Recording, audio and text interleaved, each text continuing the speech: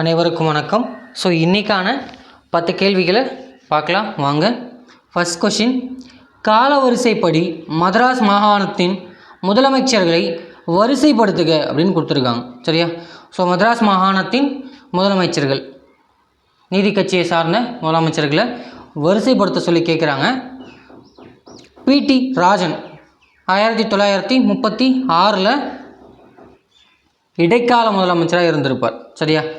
ஏ சுப்புராயலு, இவர் தான் ஃபஸ்ட்டு முதலமைச்சர், நீதி கட்சியை சார்ந்த முதலமைச்சர். 1920 21 வரைக்கும் இருந்திருப்பார்.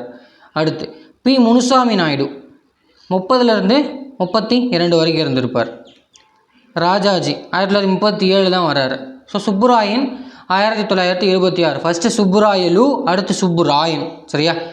ஸோ சுப்புராயன் இவருடைய காலகட்டத்தில் தான் கோட்டா முறை அறிமுகப்படுத்தியிருப்பாங்க. இவருடைய அமைச்சரவையில் இருந்தவர் தான் முத்தையா. சரியா?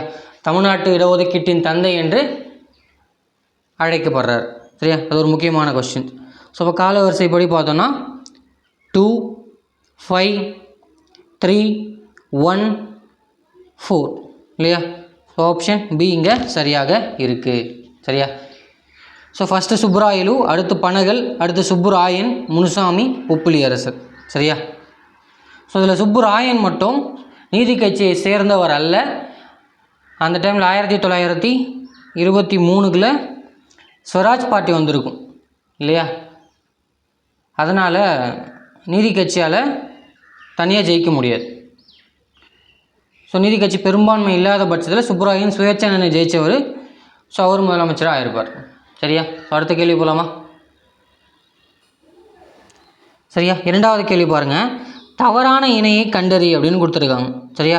ஸோ மகாராஷ்டிரா ஈரவைன்னு கொடுத்துருக்காங்க, தெலுங்கானா ஓரவைன்னு கொடுத்துருக்காங்க, பீகார் ஓரவைன்னு கொடுத்துருக்காங்க, ஆந்திர பிரதேஷ் ஈரவைன்னு கொடுத்துருக்காங்க. சரியா? ஸோ இப்போது இந்தியாவில் எத்தனை ஈரவை கொண்ட சட்டமன்றங்கள் இருக்குது? சரியா? ஸோ 7 தான் இருக்குது இல்லையா? ஆந்திரா,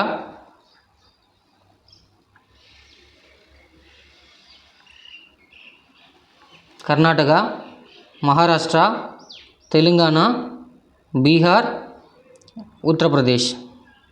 சரியா? அது 6 தான் இருக்குது இல்லையா? ஸோ மகாராஷ்டிரா சரியாக இருக்குது, தெலுங்கானா ஈரவை, பீகாரும் ஈரவை இல்லையா? ஸோ அப்போ 1 3 இங்கே கரெக்டாக இருக்குது. சரியா? நம்ம தமிழ்நாட்டில் ஈரவையை மேலவை எப்போ கலைச்சோம்? 1986 நவம்பர் 1 கலைச்சோம் இல்லையா? ஸோ விதி 169 யார் கலைச்சது? எம்ஜிஆர் கலைச்சிருப்பார். சரியா? ஸோ அப்போது மேலவையின் தலைவராக இருந்தவர் யாருன்னு கமெண்ட் செக்ஷனில் கமெண்ட் பண்ணுங்கள். அவர் ஒரு முக்கியமான நபர். மூன்றாவது கேள்வி பாருங்கள். சரியான இணையை தேர்ந்தெடு அப்படின்னு கொடுத்துருக்காங்க. சரியா? ஸோ ஃபஸ்ட் ஒன் பாருங்கள். மத்திய அரசால் விதிக்கப்பட்டு வசூலிக்கப்பட்டு மாநிலங்களுக்கு ஒதுக்கக்கூடிய வளங்கள் ஷரத்து 269 கொடுத்துருக்காங்க. சரிதான். மத்திய அரசால் விதிக்கப்பட்டு ஆனால் மாநில அரசு வசூலிப்பது மற்றும் பயன்படுத்துவது 268. சரியா? ஸோ மத்திய அரசால் விதிக்கப்பட்டு மாநில அரசால் வசூலித்து பயன்படுத்துறது 68, மத்திய அரசு விதித்து அதுவே வசூலித்து மாநிலங்களுக்கு ஒதுக்கக்கூடிய வளம் 69. சரியா? ஸோ மத்திய அரசால் விதிக்கப்பட்டு வசூலிக்கப்பட்டு மாநிலங்கள் மற்றும் யூனியன் பிரதேசங்களுக்கு பகிர்ந்தளிக்கக்கூடிய வரிகள் 267 கொடுத்துருக்காங்க. கிடையாது. சரியா? ஸோ இது எதிர்பாராத செலவினங்களுக்குள்ளே வரும். சரியா? ஸோ அப்போ 1 2 இங்கே சரியாக இருக்குது. சரியா? ஸோ மத்திய மாநில அரசுக்குள்ளே நிர்வாக உறவு, சட்டமன்ற உறவு, நிதி அதிகாரமில் வரும். இது நிதி அதிகாரத்துக்குள்ளே வரக்கூடிய விதிகள்.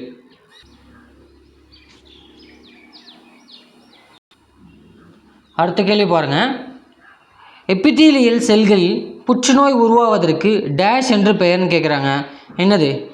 கார்சினோமா தான் சொல்லுவாங்க. சரியா?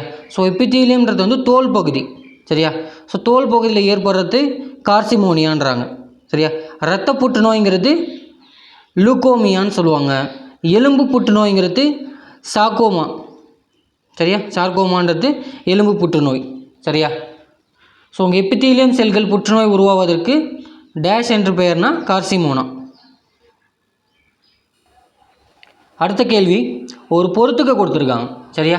ஸோ தேசிய பூங்காக்கள் அது அமைந்துள்ள மாநிலங்கள்லேருந்து. ஸோ கிர் தேசிய பூங்கா எங்கே? குஜராத்தில் இருக்குது.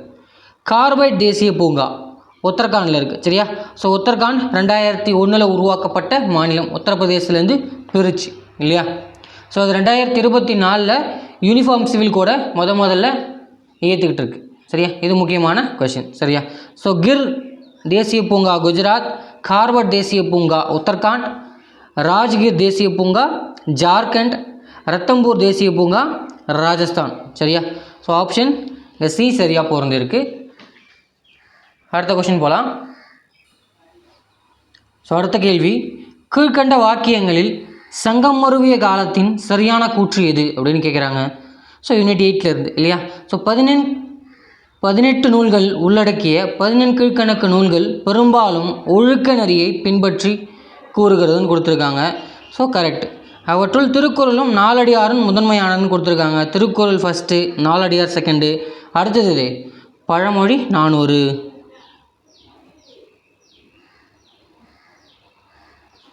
சரியா?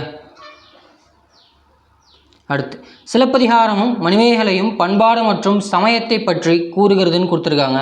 ஸோ மணிமேகலை சமயத்தை பற்றி பேசுது, சிலப்பதிகாரம் சமயத்தை பற்றி பெரும்பாலும் பேசப்படலை.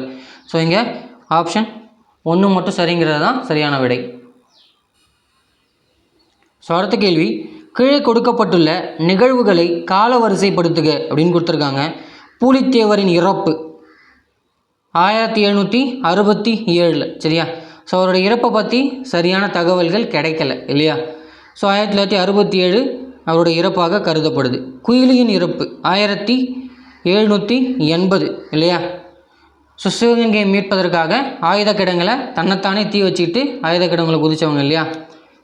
அடுத்து கட்டபொம்மனின் இறப்பு 1779, கயத்தாரில் ஒரு புளிய மரத்தில் தூக்கிலிடப்படுறாரு. மருது சகோதரர்களின் இறப்பு 1801 அக்டோபர் 24 திருப்பத்தூர் கோட்டையில் வச்சு தூக்கிலிடப்படுறாங்க. சரியா? ஸோ அப்போது இங்கே 4ம் லைனாக தான் பொருந்திருக்கு. ஆப்ஷன் பி இங்கே சரியாக இருக்குது. சரியா?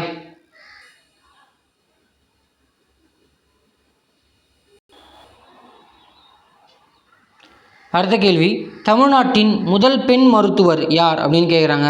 ஸோ யார்? முத்துலக்ஷ்மி ரெட்டி அம்மையார். சரியா? ஸோ 1912 முத்துலக்ஷ்மி ரெட்டியார் டாக்டர் பட்டம் பெறுவாங்க. சரியா?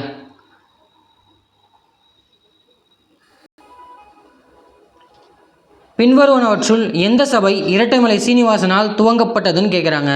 ஸோ சாகித்ய பௌத்த சங்கம் 1898 அயோத்திதாசர், அத்வைத்தானந்தா சபா அயோத்திதாசருடையது. அகில இந்திய ஒடுக்கப்பட்டோர் சங்கம் மயிலை சின்னத்தம்பி ராஜா அவர்களுடையது 1923. ஆதி திராவிட மகாஜன சபை 1893 இரட்டைமலை சீனிவாசன் அவர்களால் தொடங்கப்பட்டது. ஸோ 1891 திராவிட மகாஜன சபைன்னு ஒன்று அயோத்திதாசரால் தொடங்கப்பட்டிருக்கும். திராவிட மகாஜன சபை, ஆதி திராவிட மகாஜன சபைன்றது ரெண்டு வெவ்வேறு நபர்களால் தொடங்கப்பட்டது. ஸோ அது முக்கியமானது, பார்த்துக்கோங்க. அடுத்த கேள்வி பாருங்கள். கீழ்காணும் கூற்றுகளில் பகத்சிங் தொடர்பான சரியான கூற்றை கண்டறி அப்படின்னு கொடுத்துருக்காங்க. சரியா? ஸோ ஃபஸ்ட் ஒன் பாருங்கள். 1930 பகத்சிங் சிட்டாங் ஆயுத படைத்தளத்தை தாக்கினார் அப்படின்னு கொடுத்துருக்காங்க. சரியா? ஸோ 1930 சிட்டாங் ஆயுத படைத்தளத்தை தாக்கியது யார்? பகத்சிங் கிடையாது, சூர்யா சென். சரியா? ஸோ அப்போ ஃபஸ்ட் ஒன் இங்கே தவறாக இருக்குது. 1929 பகத்சிங் மற்றும் படுகேஸ்வர் தத்துடன் இணைந்து மத்திய சட்டப்பேரவையின் மீது குண்டு வீசினார்னு கொடுத்துருக்காங்க. ஆமாம், ஏப்ரல் 8. சரியா? ஸோ இந்த ஏப்ரல் 8 ஏன் அந்த நாளை குறிப்பிட்டு அவங்க மத்திய சட்டப்பேரவையில் குண்டு வீசினாங்கன்னு சொல்லிட்டு கமெண்ட் செக்ஷனில் கமெண்ட் பண்ணுங்கள். அதுக்கு ஒரு காரணம் இருக்குது. சரியா? ஸோ இந்த ஏப்ரல் 8க்கு. ஸோ செகண்ட் ஒன் இங்கே சரியாக இருக்குது. தேர்ட் ஒன் பாருங்கள். 1925 பகத்சிங் இந்துஸ்தான் குடியரசு படைப்பை நிறுவினார் அப்படின்னு கொடுத்துருக்காங்க. ஸோ 1925 சுயதேவ் மற்றும் ராஜகுரு இவங்களோட இணைஞ்சி 1928 தான் இந்துஸ்தான் ரிப்பப்ளிக் குடியரசுக் கழகத்தை நிறுவியிருப்பாங்க. சரியா? ஸோ இப்போ இங்கே 3வதும் தவறாக இருக்குது. அப்போது 2 மட்டும்தான் இங்கே சரியாக இருக்குது. சரியா? ஸோ இன்றைக்கான 10 கேள்விகளை பார்த்துட்டோம். ஸோ நாளைக்கு பார்க்கலாம். நன்றி.